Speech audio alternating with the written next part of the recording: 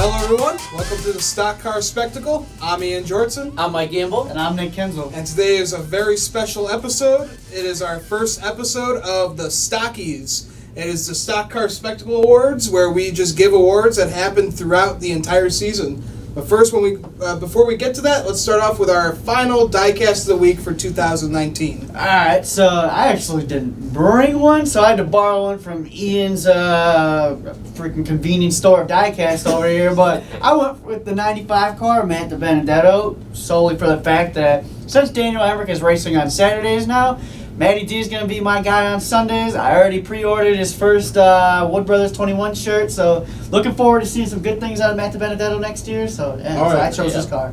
Hell yeah, man. Yeah. And that was the same paint scheme that he ran at Bristol, too. Almost got the win. I almost got the win. Yep.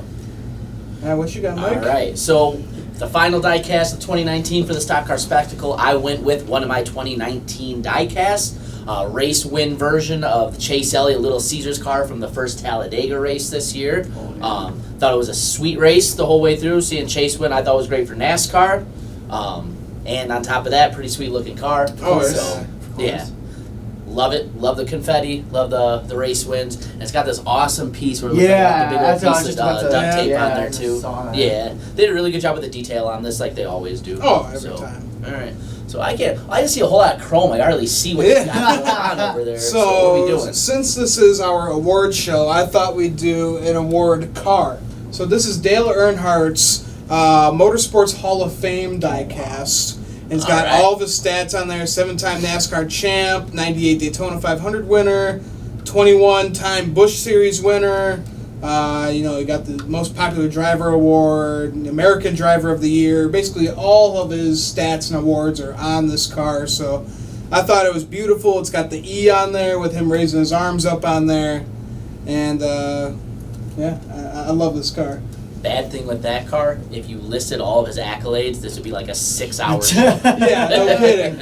But I actually found that at a thrift store, 6 months ago or so, for $15. You honestly get the best finds for old vintage NASCAR stuff at thrift stores like that too. Of course. My uncle lives by one in Crown Point, Indiana, and I'll go out there every once maybe once every couple months just to kind of peruse around. Yeah. I always find something really cool old NASCAR that you have to buy, and it's dirt cheap always.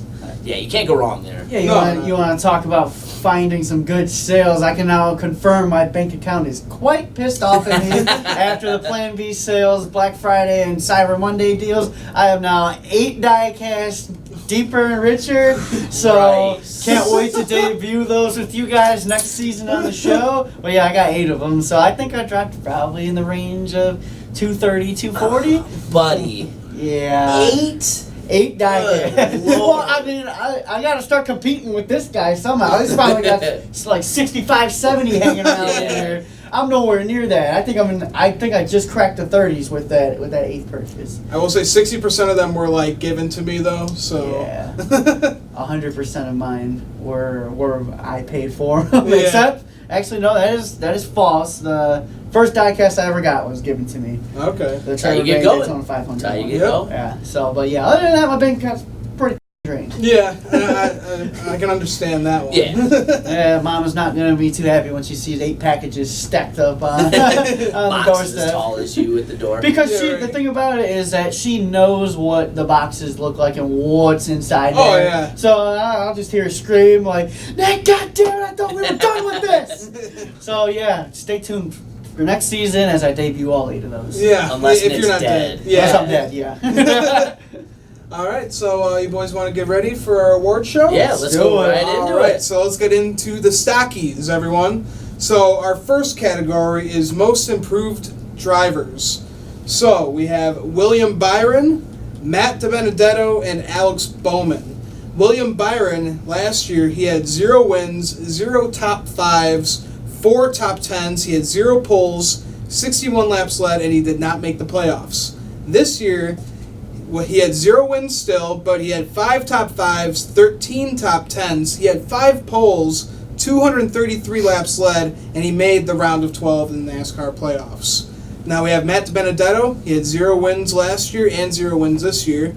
0 top 5s last year, 3 top 5s this year.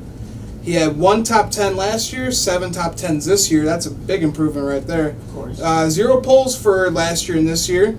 He had 8 poles. He had 8 laps led last year and 152 this year, and he did not make the playoffs in both years.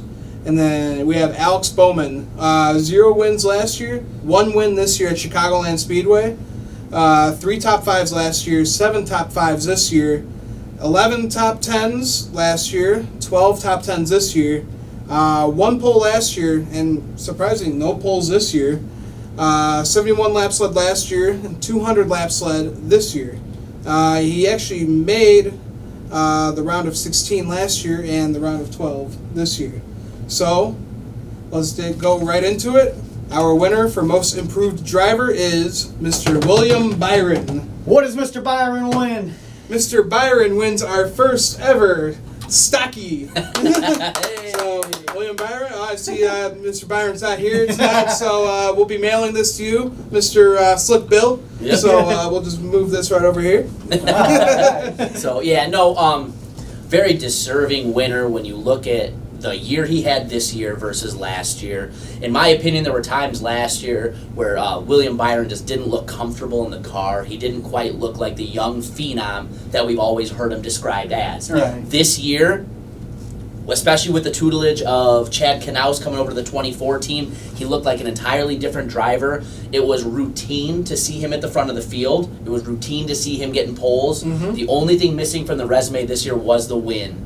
I think he's also a guy that really could have had a deeper playoff run than he did. Right. So as far as somebody improving on last year, I don't think there's anybody that deserves this more than William Byron. No, yeah, absolutely. You said it pretty much what I was going to say. So, yeah, last year, William Byron, to me, just looked like another case of a driver moved up way too soon because he just wasn't there for me competitive-wise at all. Darian Grubb as his crew chief. They just really never got that chemistry together. But now you get to work with a 7-time Cup champion crew chief and Chad Knaus, and it almost instantly turned around for this kid. Oh, yeah. The one thing was missing was the win, but from last year to this year, easily the most improved driver, and I really do see William Byron get to victory lane next year because him and Chad Knaus are really starting to click in. Absolutely. The 0 Absolutely. top 5s to 5 top 5s this year, that's a huge There were improvement. races that I was like, is William Byron actually going to win this thing? Right. Because if I said that last year, everybody here would have thought I was crazy. But as the season went on, it's just like, oh, okay, William Byron's up there. You might actually get this done today. Yeah. Especially as the season went on, Yeah, as the he just got playoffs went hotter. on, Mhm. yeah. It looked very evident that he's going to get to victory lane sooner rather than later. Yeah, and I'll be honest, I'm surprised it didn't happen this year. Yeah, So he had there's- plenty of yeah, times. there where were he some was one of the better races cars. where He was he close was at out there. Martinsville. Right. Right behind Martin Truex Jr. there. And he was close at the Roval. He was Yeah. pretty Right. dominant early on in that Roval race. He was. Yeah. He was. That 24 was moving. So, All yeah, right. very deserving winner. So congratulations, William Byron, on your first ever Stocky. Woo! All right, so now we're going to go to our next category, the Who Fell Off. Now here are our nominees for Who Fell Off this season. We have Clint Bowyer, Eric Almirola, and Kevin Harvick. So for Clint Bowyer, last year he had 2 wins, 9 top 5s, 16 top 10s. He had 0 poles, 490 laps led, and he made the round of 8. Now, in 2019, Clint Bowyer had 0 wins, 7 top 5s, 18 top 10s. He had 1 pole, 138 laps led, and he made to the round of 16 in the playoffs. Now, Eric Almirola, last year he had 1 win, he had 4 top 5s, 17 top 10s, 0 poles, 181 laps led, and he made the round of 8. This year, he had 0 wins, 3 top 5s, 12 top 10s, 1 pole, 180 laps led, and he made the round of 16. And now Kevin Harvick, last year, he had 8 wins, 23 top 5s, 29 top 10s, 4 poles, 1,990 laps led, and he made the championship round. This year, he had 4 wins, which is half from last year, 15 top 5s, 26 top 10s, 6 poles, 953 laps led, and he made the championship round. And let's go to our winner. And the winner is Clint Boyer. Yeah, this is an award you really don't want to win. I kind of wish we had like an ugly looking race car that we could give him. Well, yeah, I mean, last year Clint Boyer, he got the wins last year that we're so hoping we were going to see, and then this year I thought he was really going to have a better season, but he just did not. I mean, same goes for Eric Almirola. Eric Almirola is a very good runner-up for this because Almirola last year damn near made it to the championship 4. He made it into the round of 8. He had the speed, and then this year was just a sophomore slump in Stewart Haas Racing for him. And then, Kevin Harvick, he doesn't deserve that award at all. He turned it around the second half of the season, but really disappointed in Clint's year this year because he just didn't look competitive. He just made mistakes, way too many mistakes. He took himself out of contention for races he could have and should have ran well at. So just really disappointed because if he has a season like this next year, don't expect him to be back in that 14 car at the end of the season. Mm-hmm. Well, listen, I don't think it's a very big surprise by any stretch that all 3 drivers come from Stewart Haas Racing. I think the team was down as a whole across the board this year. If you look at their numbers from 2018 to 2019, they don't even look like the same team. They were dominant at points last year, and it just wasn't that way this year. If you look at a guy like Kevin Harvick, you go stat by stat, he probably had the biggest drop-off, but I really think he's one of those guys where he's more of a victim of his own success. Right. I think what happened was he set such a huge bar last year to what he did that the only way he could really go is down, and it kind of mitigates all that when you still make the championship 4. Right. It's hard to really have a who fell off year when you're racing for a championship. How many times do we sit around watching the races together and we're like, man, Kevin Harvick's really not having that good of a year, and then you look and he's like third in the points. So, I think he's only even nominated for this award because of the ridiculous success he had last year. Because if you take that away and you just look at his stats for this year, that's a great year. Right. Yeah. So, Eric Almirola, another disappointing year as far as I'm concerned. He really was only a win factor a lot of the times last year in the restrictor plates, but he did get it done, and they were dominant going all the way to the round of 8, almost every car in that staple. Right. But Clint Boyer just really fell off from last year, the 2 wins. I know one of the wins being a race-shortened Michigan win, but still 2 wins on the board. They don't count any differently. Yeah, no, they were both hard-fought wins. Right. You know, Michigan and Martinsville, those are not easy tracks to win at. So, definitely a weird fall off for sure. Especially he just wasn't in contention to really win races because he just took himself out of it. Him and his team just really had a down year. So I worry for this 14 car. If he can't step it up next year, there's a lot of there could possibly be a lot of rides open next year, and that could be one of them if Boyer doesn't perform. We'll see. So Clint Boyer, enjoy your Stocky. I know you're probably not going to really enjoy this one. Yeah, we're sorry. We wish we could send you an uglier diecast. All right, so let's move on to our next category, the best race of the season. And remember, we're just doing Cup Series for our award show. So for the best race this season, we have the Charlotte Roval with Chase Elliott being the winner. We have the Bristol Night Race with Denny Hamlin upsetting Matt DiBenedetto, and the Talladega Fall Race with Ryan Blaney winning with the photo finish. And the winner for the Stocky for the best race of the season is the Bristol Night Race, Denny Hamlin. Right. So we're going to need a representative from either Denny Hamlin or Bristol Motor Speedway to come out here. Because he is also not in attendance tonight. I'm seeing a very empty crowd out empty here. Seats in front of us. Yeah, come on, we invited everybody, and nobody got back to us. Is there another Are they like in Nashville or something right now? Is there another big award show going on this week? Did we pick a bad week to do this? Yeah. God this damn is it. like that Michael Waltrip commercial. I'm at the wrong track. We're at the wrong venue. So... No, but this is one of those categories, guys. There really isn't a bad choice here. All 3 were great races. All 3 produced iconic moments of the season. You look at the Charlotte Roval. You had Chase Elliott going first. What was it? First right into away. what do they call that barrier again? The heartbreak. The heartburn turn. Heartburn turn. That's what it was. I knew it had a goofy name. But he had him going, nose first right into the heartburn turn, turning it around as the and winning leader. it. Right, as the leader. Then he comes around, wins the race, gives us the real iconic moment. Ghost riding the car with his arms out. One of the most iconic moments of the season. He does his burnout right where he wrecked just about an hour and a half before he won. Right. Then you got the Bristol Night Race. I mean, what can we really say that can That's short for track that, yeah. racing. It was a Yeah, great race that- all the way through. Everything you could possibly want in a race was there. There was so much Yeah. passing for the lead. There was so many, like, just craziness going on. Right. You can thank Ryan Newman for that finish. Yeah, no kidding. Yeah. I heard some pretty terrible words about him when I was leaving the track that night. Oh, man. Yeah. And then you get to Talladega. Talladega had the photo finish of the year. Yeah. Just everything that happened in that race. Ryan Blaney spinning out on Sunday, coming to pit road, to coming back and winning it the next day after the rain out, and Yeah. everything that race entailed and what it meant to his season to win that race. Another iconic moment for the season. Really hard to pick one here. I think you can even throw in an honorable mention here. That Kentucky night race finish, you had the Busch Oh, Bros right, that was going right. at it Right. to the checker. Mhm. Yeah. That was personally probably in my top 3 of favorite races this year, but yeah, definitely Bristol night race. That's Yeah. everything you want out of a Bristol Right. race. Yep. You had tempers flaring, you had a heartbreak moment. It was just Yeah, beating Dave banging Portnoy all there. night. Yeah, Right. Dave Portnoy there, Stuhl Presidente. Yeah. Right, and then you just add in all the pageantry and all the excess that goes into that race. You have the intros, Yeah, oh man, the the lights, Benedetto coming yeah. out as freaking Rocky. I mean, Yeah. Right. They really stepped this race up, and for good reason. And this I think is- it's a very deserving And best this race. is why we need more short tracks. Yep. They're absolutely on the schedule. So congratulations to the Bristol night race for winning the Stockies. Congratulations. All right, so now we're going to the worst race of the This one will season. be pretty easy.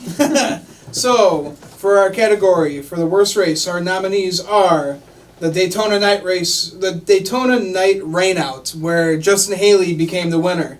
We have the Dover Playoff Race with Kyle Larson getting his win after breaking his losing streak.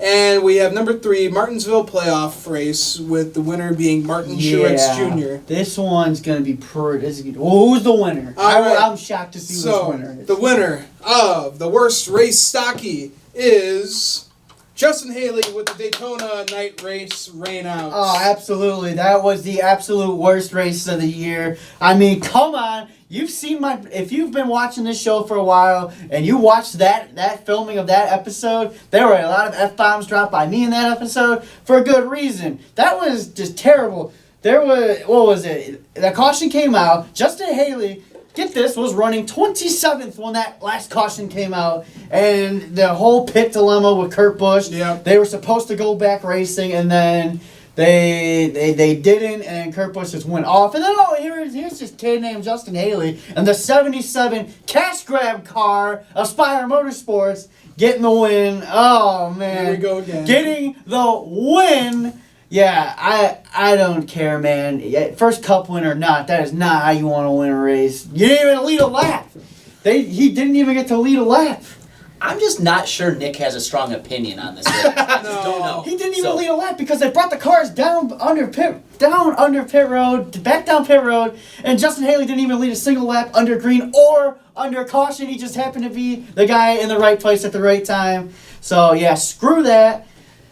I would rather watch that Dover race and that Martinsville race 100 times before I'd call that Daytona race a good race. So there's my opinion on it.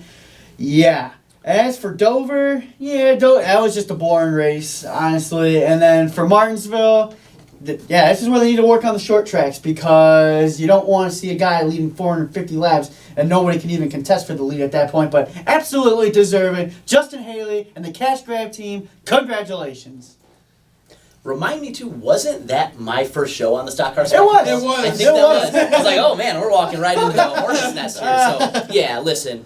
Nick hit the nail on the head as far as I'm concerned. NASCAR completely dropped the ball with the way this race was officiated. Yeah. I understand they're in a pretty precarious situation. There's not really a good way to call that race. But at the same time, I don't think Justin Haley wants to get his first win that way. I think Kurt Busch was completely robbed in the situation. The other two races are nominated because the racing itself wasn't great. The races were boring. And then you look into the Martinsville race, I really don't think that's a really true pick because Martin Truex Jr.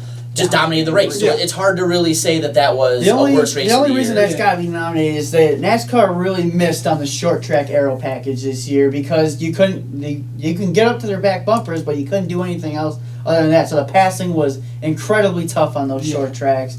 But yeah, Martin Truex just went out and dominated the race, but we saw total domination in both of those Martinsville races this year, so that one could also be an honorable mention. Yeah. All right, so Congratulations. I would like to ship that to you personally. yeah, I'm sure you would. All All right, so let's move on to our next category, the best celebration / burnout. And the nominees are Chase Elliott at the Roval doing a burnout and ghost riding that whip. We got number 2, Kyle Busch celebrating his championship with Brexton in his car. Number 3 is Brad Keselowski's awesome burnout at Atlanta Motor Speedway earlier this year.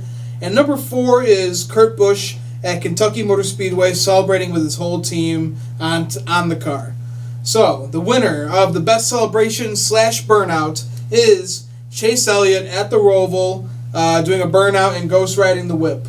Yeah. I think, again, to me, him, standing right on top of the driver's side door with his arms extended, that's the most iconic moment of the season. There's nothing that's going to beat that. All of these moments were pretty great. Yep. Especially the Brad K burnout after. Remember, he missed a bunch of practice because he was sick. He almost didn't race. And That's then he pulls right. off a ridiculous burnout. That was one of my favorite celebrations of the year. And then you have Kurt Busch throwing it back to the olden days, driving everybody on his car to pit road was great. Yeah. But as far as I'm concerned, the most standout moment for 2019 as far as a celebration goes, that's going to be iconic. That's going to be GIF and meme worthy for the next 5 to 10 years. yeah. You're going to see that everywhere. Very deserving. Yeah, doing a burnout right where you almost, ruined your whole race, right in the heartburn turn. That was I mean, if that was the Roval last year, Chase Elliott would have been done because they had the tire barriers up in that turn last year, so he would have been done. Yeah, But now that they added the soft padding, he was able to continue, and then he put on one hell of a comeback.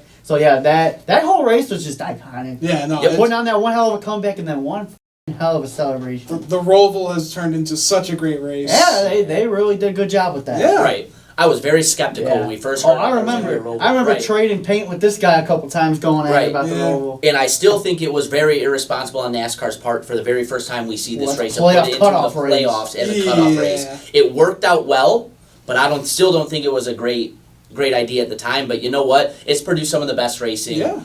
Both times we've Really good road course. It adds road course to the playoffs. So makes people happy. Right. So congratulations. We'll be sending you your Stocky.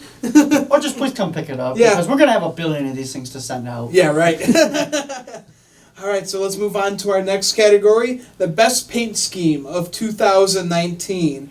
So our nominees are Bubba Wallace's Warthog car, Matt DiBenedetto's Barstool Sports car, William Byron's Cole Trickle scheme, Ryan Blaney's PPG paint scheme, and Corey LaJoie's Scooby-Doo car. And the winner of the best paint scheme of 2019 is Corey LaJoie with the Scooby-Doo car.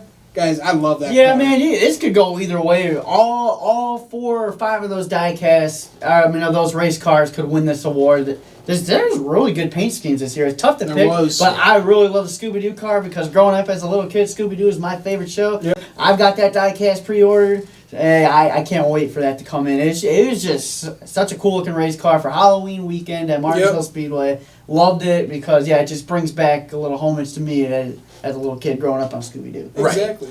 See, this is one of those categories, guys, where it's so so many hard people to can pick. win. There's 1,000,001. If we polled 1,000 audience members, 1,000 people are going to have a different opinion on what's the best paint scheme. Mm-hmm. So this one's super subjective. Any of these really could have won. There were a bunch that were off this list that could have done well. Yeah. Again, the Adam Petty paint scheme Bubba ran at Bristol, which won Best in Show, I believe, at Bristol for throwback schemes. It did. That's another honorable mention car. We could go on and on and on. Yeah. So, all of these are deserving.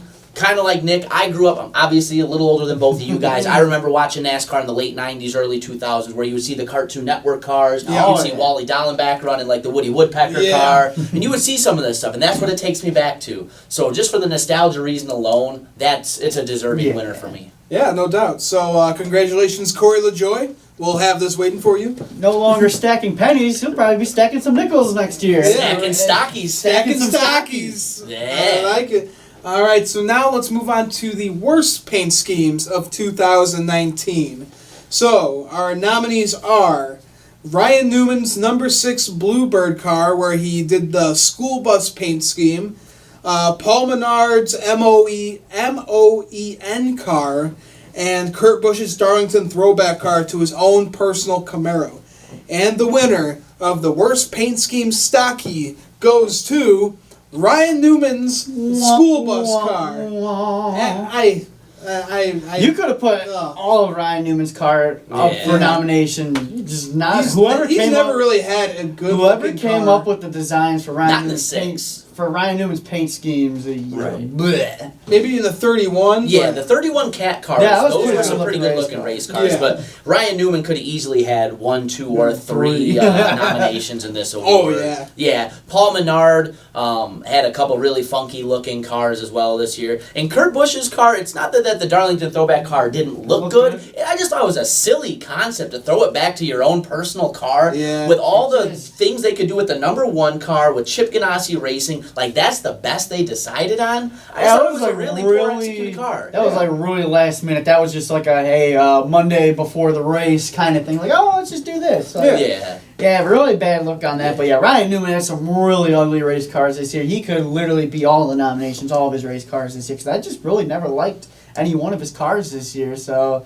yeah, congratulations, Big Cat. Right. And if you remember too, man, so the car itself was a little ugly looking, but the font and the color scheme on the number 6 just really had no Wasn't it congruency. pink? It was pink. Yeah, pink on a yellow Yeah. car. Pink on a yellow and black car just did not. That doesn't work out well. No, it just looked terrible. So congratulations, Ryan Newman. Maybe you can put this next to that car and it'll make it look a little bit better. And please don't run that in 2020. No, please do not. So enjoy your stocky. All right, so let's move on to our next category is the best post-race and off-track moment. So our nominees for this stocky goes to Bubba and Corey LaJoy playing football, and Daniel Hemrick, playing football with the fans at Michigan. Number 2 is Matty D doing the Rocky entrance at Bristol. And number 3 is Davey Daytona, or Dave Portnoy, as some of you know him from Barstool Sports, doing the Talladega Boardwalk. So the winner for the best post-race off-track moment stocky goes to Bubba, Corey LaJoy, and Daniel Hemrick playing football with fans at Michigan Speedway. And boys, since there are many guys in this category, we're going to give the stocky to Michigan Speedway for There allowing you this go. to happen. I'll take it with me when I go this year. Yeah, right. Yeah, they did that a couple times this year. They did it because there was a lot of rain delays this year, unfortunately. I'm pretty sure they did it at Talladega too, in the playoff race when that got rained out as well. So just good on those guys to get out and interact with the fans some more. Like get to play catch with a race car driver, just throwing it over the grandstands. I'm surprised they didn't do it in Chicago. Maybe Daniel Hemrick. Oh yeah, because we were under a monsoon or Yeah, anything. they were probably there was blown away. downtimes. There was downtimes. Maybe Daniel Hemrick should hit the weight room a little bit more though, because there was one of those times where he couldn't even throw the ball over the catch fence. So maybe that's what we need to do this offseason, buddy. Let's hit the weights a little bit. I mean, granted, I probably couldn't throw a football over the catch fence either. So yeah, but just a really cool moment to see what the fans. Right. Oh yeah. See, I was at that Michigan race when it happened. I thought it brought a lot to the racing experience because you got to the racetrack. If you guys don't remember, they said the whole time we were going green, we got to the green flag and they waved it off 2 or 3 times. And just being there, it really brought the mood down. These guys coming out, interacting with the fans, especially if you guys know what happened the rest of that. They moved the race back to the next Monday at like 5 o'clock. Oh my God! Crazy Because of the like that. Women's World Cup, I believe. Right. Yeah, So that's that was right. really just a high note and a saving grace of what could have been a really bad weekend. So yeah, good on those guys. The rest of the awards were awesome too. For me, the honorable mention in that category is Davey Daytona being at the Dega Boardwalk. Yeah. Everything Barstool Sports has done for NASCAR this year has been nothing short of exceptional. Seeing him really get out and enjoy NASCAR fans, and one of the most iconic things in NASCAR, the the Talladega Boardwalk, the Boulevard, unbelievable. Yep. So yeah. Oh, very cool. Right, Yeah. very, very deserving winner though, with those guys playing football at Michigan. I thought that was unbelievable to see live. Yeah, I'd say so. All right, so let's move on to our next category. Here, enjoy your stocky Michigan Speedway. All right, so our next category is the biggest comeback of this year. So, number 1, we have Kyle Busch winning the championship after a playoff lull. We have Ryan Blaney making the round of 8 after a midseason slump. Matt DiBenedetto having a big season at Levine Family Racing, redefining his career. And we have number 4, Denny Hamlin making the championship 4 with 6 wins after A winless season. yeah, after a winless season last year. So our winner of the biggest comeback stocky goes to Denny Hamlin for making the biggest comeback out of anything, going winless last year and then just dominating this year. Yeah. Guys, Denny Hamlin was written off after 2018. People were already speculating who's going to be in the 11 car in 2019. He had 0 wins. I can't remember if he was the 15th or the 16th seed going into the playoff. He absolutely just squeaked in. So to see him go from that to a bona fide championship contender to probably the most consistent driver all year long and everything he accomplished, that's nothing short of incredible. Now here's a guy that went from being really worried about whether or not he was going to be back at Joe Gibbs to next year. I don't think he has anything to worry about. All right. So, yeah, if you look at the contrast between the 2 seasons, just incredible job by him and Chris Gabehart, the whole 11 team, turning it around to what was one of the best teams in NASCAR. Oh, yeah. Can't say enough about what you saw this year from that 11 team in Denny. Oh, yeah, absolutely. I mean, just from what they were able to do. I mean, last year, like you said, is Denny Hamlin going to be in this car again? Is he just going to retire? Are they going to force him into a retirement to this? I mean, he was easily one of the most consistent guys you've seen all season. And I mean, Kyle Busch had a big comeback this season, winning the championship. I just think Kyle Busch just had that slump that really just kind of wrote him off for me as not winning this award. And then Matty D, great season with Levine Family Racing. That opened up his opportunities for next season in the 21 car. And then, Ryan Blaney, he got the job done in the playoffs. He did have that little bit of a slump going on, and he got the job done. He was really fast in the round 8, too. He could have made the championship for. But I think Denny Hamlin by far is the most deserving driver for Comeback of the Year award because he literally went from winless to he could be the best driver this year. Exactly. So, Denny Hamlin, enjoy your Stocky. We'll have someone send it to you. All right, so we'll move on to our next category, the biggest upset performance of 2019. So the nominees are Justin Haley winning the Daytona rain-shortened race, Bubba Wallace getting a P3 finish at the Brickyard, Chase winning at the Roval after a head-on wreck, Matt Benedetto getting a P2 at Bristol, and Daniel Hemrick winning the pole at Kansas Motor Speedway. Now the winner of the biggest upset performance Stocky goes to Bubba Wallace getting his P3 finish at the Brickyard. This was a very deserving award for Bubba Wallace. I mean, that wasn't just like a fluke of a weekend for that team. I mean, they unloaded with speed. They were fast. Bubba Wallace got into trouble early in that race on pit road, and he was just sitting back there. And it was like, okay, typical Bubba Wallace. Then all of a sudden, here he keeps coming. He just kept creeping up.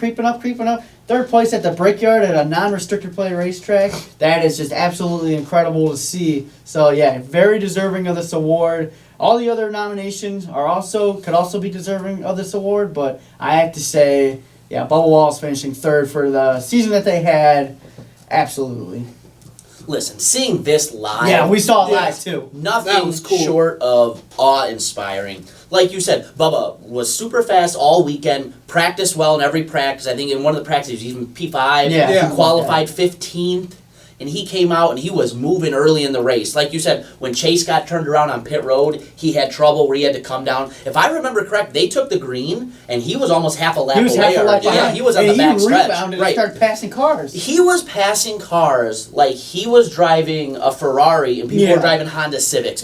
Watching that live, the performance he put on, beating guys in and out of the turns, going into the speed chutes, and it's the like tunnel going turns. on rookie boat in NASCAR. I've never seen anything like that before. And then to see him be there at the end and hold off some of the big teams that have 5 times the budget of what Richard Petty Motorsports has been spending every year and what they can scrounge together to give him a race car.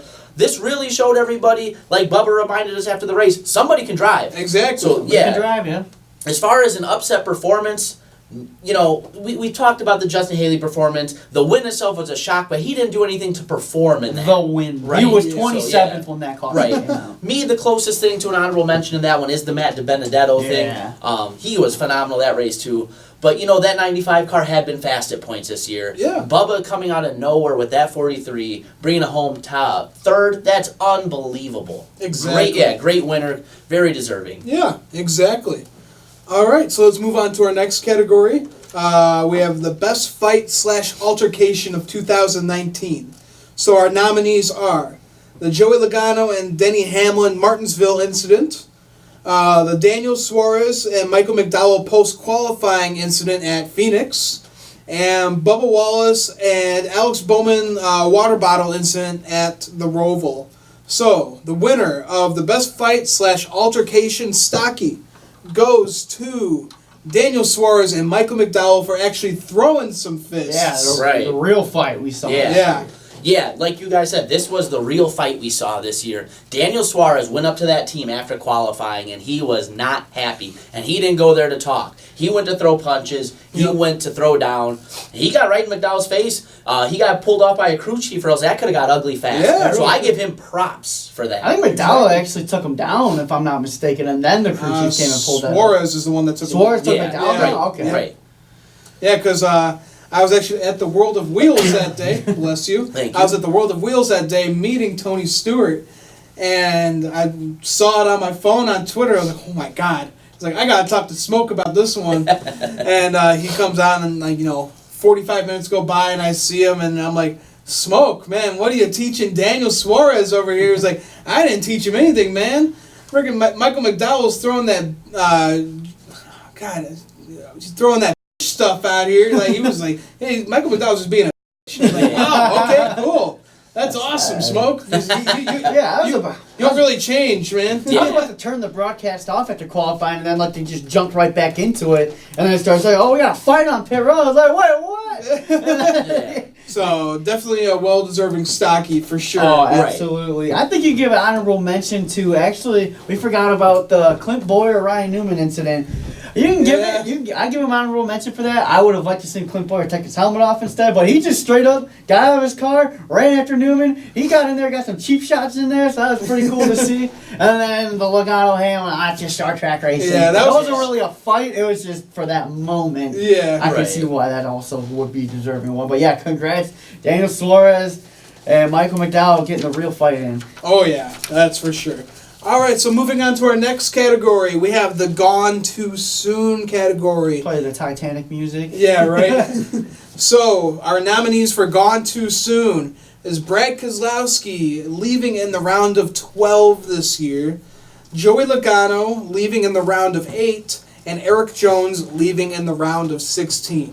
And the winner of the Gone Too Soon Stocky will go to Eric Jones leaving in the round of 16. Play the sad little violin. Yeah. I mean, I agree with this one 100%. I was really disappointed in Eric Jones because he had just come off of that momentum of that Darlington win. I thought going into the playoffs, here we go, he's finally going to get out of the round of 16 because last season he was out in the round of 16 as a 16-seated car, and I'm pretty sure he did the same again this year. So, yeah, I mean, Eric Jones ran really well in the playoff races after that, so had he been able to have gotten out of that round, he could have potentially been a round of 8 spoiler for sure. Yeah. But yeah, I was really expecting more out of that 20 car because I thought he had a really solid year in that car. So really disappointed to see. Yeah. Yeah, agreed. I think what you said is spot on when it comes to Eric Jones. I think it was another underwhelming year for a guy in Joe Gibbs equipment. I think he finished 16th in the points. 16th in the points, right? 2 years in a row. 2 years in a row. Bounced in the first round once again. Yeah. I think he could be a guy looking for new seat to drive in 2021. Yeah, it's just really not working out. Right, and I really, just like you said, he really had great performances as the playoffs went on. Yeah. There's just something with him in getting out of that first round. He can't do it. And if he did, the performances were there the rest of the way. He could even made a trip deeper into the round of 12 and round of 8 as he figured that round out. He's another guy on my list. He's also on the hot seat for next year. Is that if he if he doesn't perform well next year, he could be the next guy out at Gibbs. Absolutely. So he's really got to step it up. So a very disappointing award to give to you, Eric Jones. Yeah. We would have loved to have seen more out of you. Exactly. Right? Cue the small, sad, tiny little violin again. All right, so let's move on to our next category. We have Crew Chief of the Year. Our nominees for Crew Chief of the Year are Chris Gabehart with the number 11 team, Adam Stevens with the number 18 team, Chad Knaus with the number 24 team, and Cole Pern with the number 19 team. And the winner of the Crew Chief of the Year Stocky will go to Mr. Chris Gabehart with the number 11 team, Crew Chief of Denny Hamlin. Right. This was another really tight award. You had 4 crew chiefs here who all were very deserving, all had fantastic years. Yep. I think it was a really, really neck-and-neck battle for me as far as Chris Gabehart and Chad Knaus. Chad Knaus accomplished so much to getting that 2014 back on track, really turning William Byron into what will be one of the future stars in NASCAR again after a shaky 2018. But you look at what happened with that 11 team, it's hard to ignore that. We already talked about what happened with that team from 2018 to 2019. Right, yeah. Chris Gabehart was a huge piece of that turnaround. So I think there's nobody more deserving of this Stocky than what the 11 team and what Chris Gabehart accomplished with Denny Hamlin this year. Oh, yeah, Yeah. like you said, very close battle between him and Knaus. But, yeah, the deciding factor for me at the end of the day is you bring a guy from no wins to 6 wins and a championship 4 berth the exact next season after everybody wrote you off. Yeah, congratulations, Gabehart, because he really helped turn that team around, getting it back to where Denny Hamlin should be running on the Right. racetrack. And what's Oh, yeah. impressive to me there, too, is the pressure was on in that situation. One could argue that the Chad Knaus situation doesn't have anywhere near as much pressure because you're not expecting William Byron to be a playoff contender, a championship contender quite away. Maybe a playoff contender, but not a deep contender. Right. So Gabehart in that situation, they're fighting for their jobs and they turn in this situation. That's incredible stuff right there. Yeah, exactly. All right, so on to our final category of the night for the Stockies. We have Driver of the Year. The nominees for Driver of the Year are Denny Hamlin. He had 6 wins, 19 top 5s, 24 top 10s. He had 3 poles. He led 922 laps, and he made the championship round of the playoffs. We have Kyle Busch, who had 5 wins, 17 top 5s, 27 top 10s. He had 1 pole, 1,582 laps led, and he was the champion of this year. And finally, we have Martin Truex Jr. with 7 wins, 15 top 5s, 24 top 10s, 0 poles, and 1,371 laps led, and he made the championship round of the playoffs. And the Stocky for Driver of the Year goes to Mr. Denny Hamlin with 6 wins and just, rebounding after winless. Mr. last Consistency. year. It's Yeah. weird to see your champion of the sport not be the driver of the year, Yep. but yeah, the deciding factor could come down to those laps led between Hamlin and Kyle Busch, but I think a lot of those laps led were early on in the season when Kyle Busch was looking like Kyle Busch. Then he has this little bit of a slump going on, and he still was slumping through the playoffs until we got to Homestead. I would rank Kyle Busch actually 3rd out of those 3 drivers because Martin Truex Jr., I think, had a little bit better of a season, and he was chasing down Kyle Busch there at the end of that race. But yeah, Denny Hamlin, just what a season. I know he's probably really still pissed off about how the way it ended, but Yeah. he had a terrific He year. can't help it. That was all his team at the Yeah, end. at his team Homestead. cost him there at the end. I mean, he didn't have the best speed of the weekend at Homestead, but put all that aside, he just was one of the most consistent drivers week in and week out. He really never had a slump all season long. He was always contending for top 5s. He was almost a contention for the win week in and week out. So yeah, for being the overall consistent driver of the year, I gotta say Denny Hamlin deserves this. Terrific season. I know he didn't get the championship, but that's just gonna make me more determined and hungry going into 2020. Right. Yeah. When I'm looking at the Driver of the Year, what stands out to me, what my criteria is who was the best overall performing driver from race 1 to race 36. Who had the best season between all those races, week in and week out.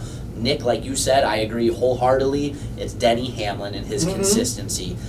There were times of the year where Kyle Busch was absolutely dominant, as was Martin Truex. Yeah. They both had times where they lulled. Kyle Busch had a stretch right around the playoffs, right around Indy and moving into the playoffs, where he looked very mediocre. Martin Truex at times was pedestrian. Martin He was pretty hot early Truex in the in the- Yeah. season. And then he went pedestrian. Yeah. Denny Hamlin from week 1 to week 36 brought it every week out, week in and week out. Perfection. Yeah, right. As far as I'm concerned, there's nobody who deserves this award more than him. Mm-hmm. Kyle Busch did what he had to do to win a championship, Yeah. but that doesn't make you the driver of the year. Right. It's a great accolade. I think the playoff Right. system really helped Kyle Busch win that Exactly. championship. Yeah. So Exactly. Sorry, Kyle, you don't get a Stocky, but you do have a big ass trophy. Yeah. and you had a WWE title belt for about 20 minutes last night. So yeah, going back to Denny Hamlin though, all things considered, just like you guys said too, the championship race, not much he could do on there. There was an error on pit road that really took away from his championship hopes. Yeah. Otherwise, who knows who we're talking about holding that trophy Because this right was now. a guy That at the doesn't beginning of happen. the season when he really started turning. I was like, man, he's going to be a championship favorite. He could almost be a championship lock. I was saying it all season long, and he just came up a little bit short. But overall, yeah, from race 1 to race 36, Denny Hamlin was absolutely the most consistent and most best driver. So I expect even bigger and better things out of him next season. He's going to be even more determined, more hungry to win that title after losing it the way he did again. Yeah. I would even go out on a limb already and say he's your championship favorite. Yeah, he could be. He's 2020. got to be one of the championship favorites going into 2020. Absolutely. Yeah, we'll see. All right, so that is our final category. I do want to add one more thing. So we are doing this before the NASCAR award banquet on Thursday night. So I just want to give our prediction. Who do you think is going to be voted most popular driver in the Cup Series?